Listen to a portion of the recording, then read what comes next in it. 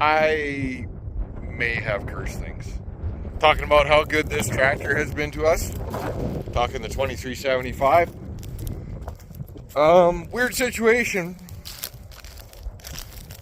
And I'll tell you what I'm thinking it is. We got the mechanic on the way. So last night, Zach was harrowing, I don't know, quarter mile from here, not even. And he said, GPS won't engage. It's showing the harrows are cockeyed and not wanting to engage. Okay. Hell, bring it over. We'll see what's up. So we brought it over, and I couldn't get the GPS to work either. So I said, piss on it, we'll reset it. Turn the key off, shut the engine down, obviously. Turn the key back on, let the GPS boot up, seemed to be working. But it's an old, I don't even know what antenna's on it. I think it's an Ag 25 or, I don't know. I don't know. It's old. It's probably, well, this is a 2012, so it's probably, or sorry, 2011. So you're talking 13 years old. Anyways, you need to get moving forwards to establish direction so it knows how to orient things. So I fired up the engine. That's a funny sound. It's a real grind, not heavy grinding, but grinding, rubbing sound with a little tick every now and then. Start looking around. I don't think it's a turbo. Don't think it's anything on the front of the engine. It sounds worse at the back. So I shut it off, and the engine tries to stop, and it's like something trying to keep it running. Oh, that's probably not good. We fired her up again, and it's definitely something at the back here. So I don't know if it's the clutch or, I want to say torque converter, but it's not torque converter, a torsion coupler.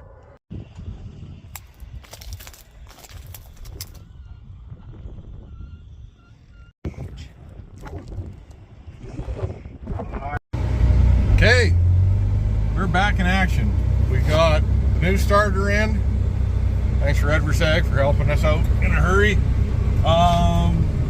We also found that we had a broken clamp on the fuel water separator, so we had to fix that. Then we also found that we had a missing bolt on the air conditioner pump or compressor, so we had to fix that. Now we're going. Now hopefully the GPS doesn't act up.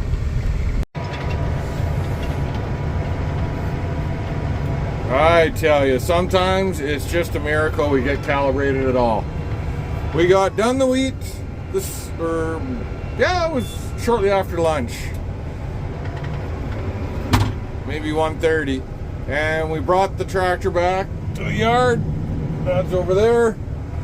Got her filled up with the canola fertilizer, calibrated everything, got fit. We put 119 pounds of canola in and calibrated with that, and then we put it back in, just calibrated our meters. Now we're gonna do a small batch test. So this is size A? Yes, A canola, so it goes on at 4.2 pounds per acre. That lid is making me nervous. Anyways, I think we had it figured out that it should run out to close to 28 acres.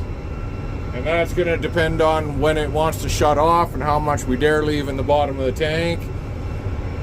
We used to get pretty good with the other cameras. We wouldn't leave much more than 2 pounds, but it's going to depend on the sectional now. Anyhow, it's been a nice, hot, dry day, but I wanted to spray some more.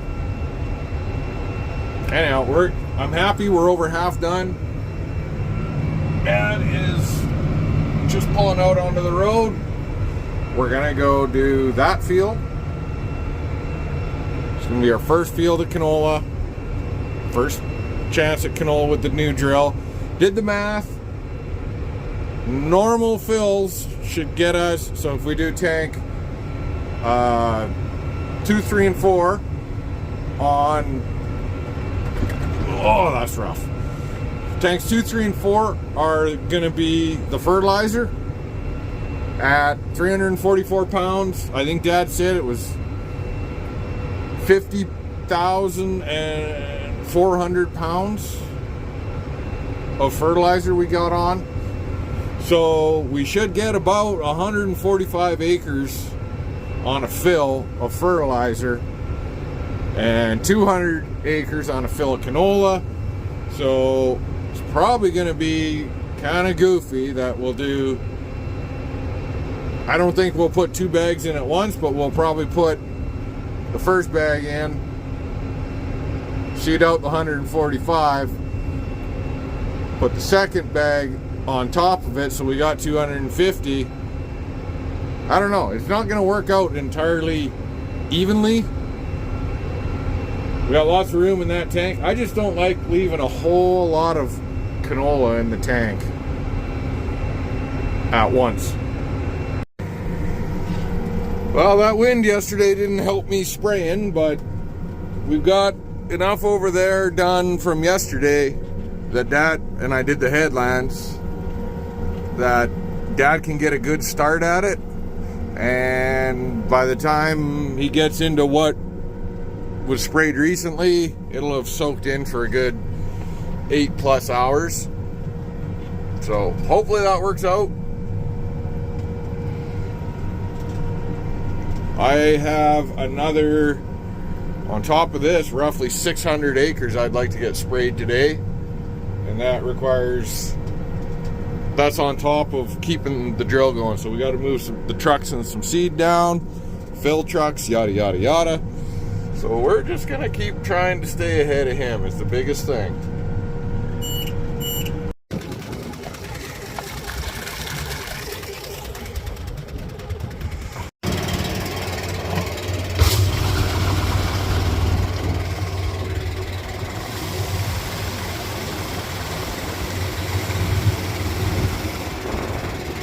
Finally have a nice day out. It's sunny, it's relatively calm wind, and I can get some spraying done. I got some spraying done this morning. I've been chasing like 2 hours here and 3 hours there and into the night then, and so a little backstory going on here is that so all of our wheat land that is going to be wheat or I should say all of our cereal land. So anything wheat or durum, this field is wheat. We sprayed a chemical that had some residual, and it seems to have worked quite well. Now, we didn't spray any of our cereal this year. We went out and we harrowed it because it was canola stubble last year, and we had lots of that regrowth, so we wanted to leave it there.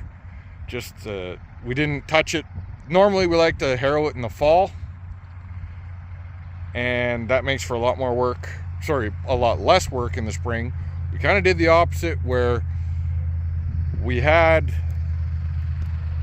we'll say, pretty good conditions because we had a couple rains at the end of harvest there, and and then it got warm, and a lot of things sprouted or germinated and started coming in a little bit. And yeah, I'm seeing what I was thinking I would see. Not a whole lot of it though. So luckily, unluckily, I don't know how you want to look at it, we ran the heavy harrows over everything, and that definitely seemed to kill anything else that was there. Now I'm getting nervous because I'm going to try something I've never done. I'm kind of looking around here. I don't really think I need to.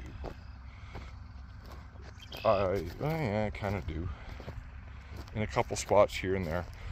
So let's take a look. You can see this corner.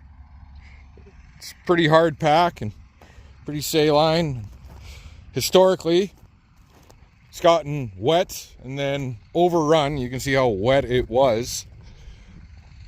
And hard pack and then overrun with kochia.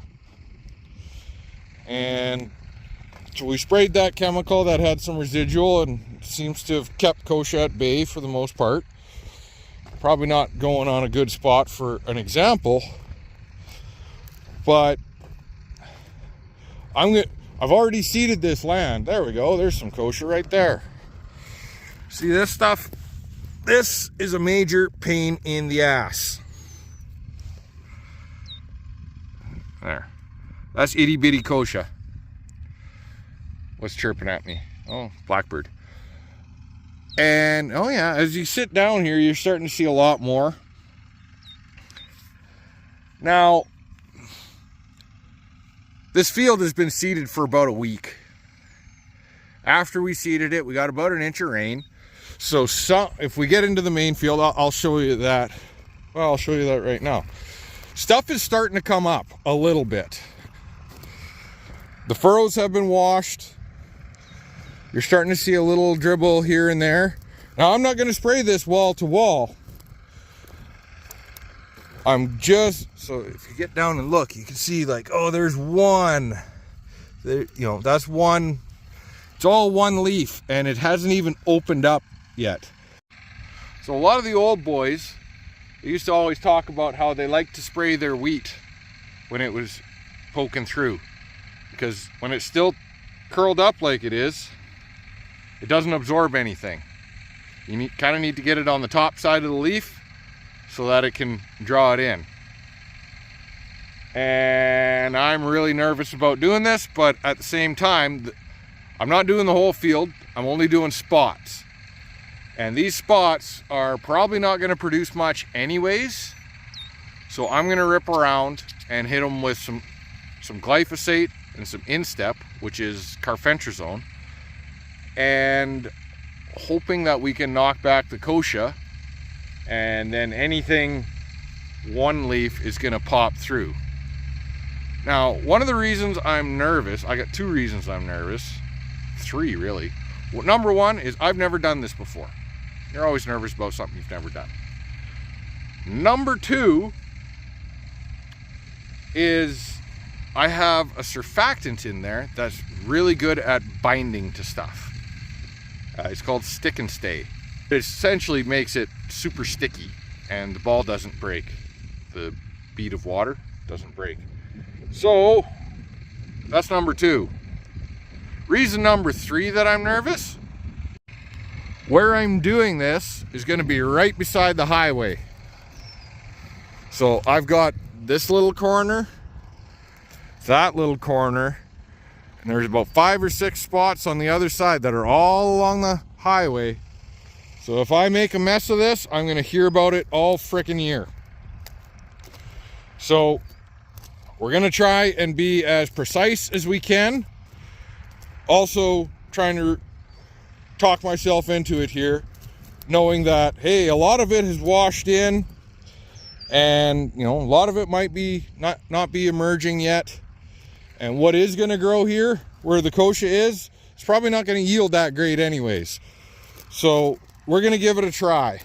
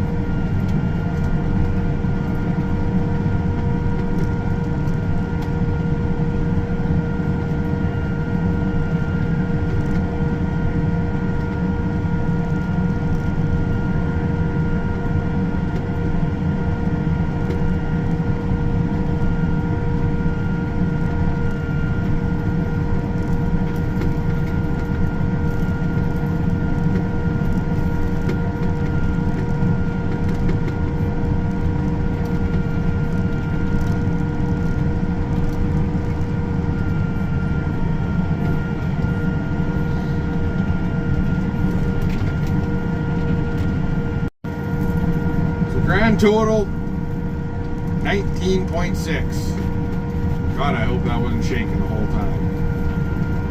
It probably was. Oh well, we'll see. Maybe there's something I can do about it in editing.